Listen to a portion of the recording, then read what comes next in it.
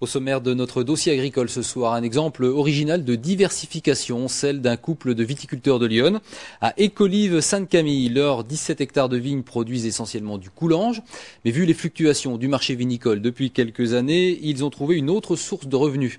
Leur ferme fortifiée du 17e est aujourd'hui l'outil principal d'une autre activité, l'accueil de réceptions et banquets. Marilyn Barat, Nicolas Monnier.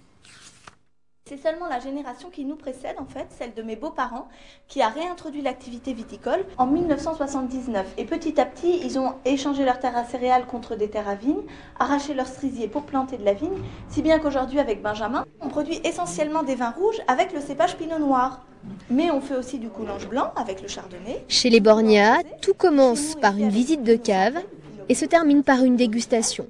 Quoi de plus naturel pour un domaine viticole? Du crément de Bourgogne, du ratafia de Bourgogne, du Bourgogne-Passe-tout-Grain. Alors là, vous pouvez goûter le Coulange Tradition 2001. C'est un vin qui est très ouvert et très épanoui, prêt à boire. Donc vous pourrez sentir qu'il a des arômes de cerise de griotte bien typiques d'ici et aussi des arômes assez épicés, plus typiques du millésime 2001. L'originalité, c'est que tout cela se fait autour d'un repas. Les Borgna ont choisi de se diversifier en créant une auberge, baptisée la Table d'Églantine, du nom de la maîtresse des lieux. 50 à 60 groupes se succèdent ici chaque année. Cela marche très fort, plus de 30 000 € de chiffre d'affaires, au point de devoir juridiquement fonder une SARL.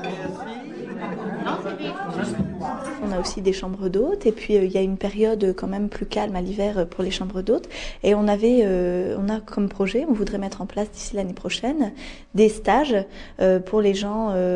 C'est vrai qu'on n'est pas très loin de Paris, donc je pense qu'on aura un potentiel de clientèle là-bas assez intéressant sur les week-ends pour venir découvrir les vins et la gastronomie locale. Donc avec à la fois une initiation à l'œnologie et à la dégustation et puis en même temps une découverte un peu du vignoble iconé. Le tourisme, la gastronomie au service du commerce du vin, une piste qu'avaient déjà ébauché les beaux-parents d'Églantine.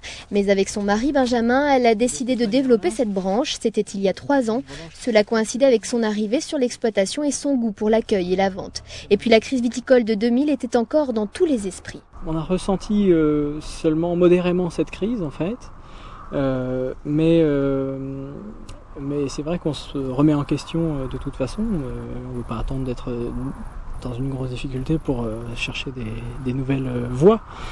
Et c'est une voie qui nous semblait agréable et effectivement nous garantir un peu plus l'avenir. Garantir l'avenir, mais aussi s'octroyer une belle marge de liberté par rapport aux négociants. Car depuis que la Table d'Églantine existe, 80% du vin des Borgna est mis en bouteille, 60% vendu en direct. De quoi valoriser au mieux leur production, de quoi aussi vivre plus confortablement. Ce club du 3e âge de la banlieue d'Auxerre, par exemple, est reparti avec une douzaine de cartons. Bon appétit, on se retrouve juste avant 20h, merci.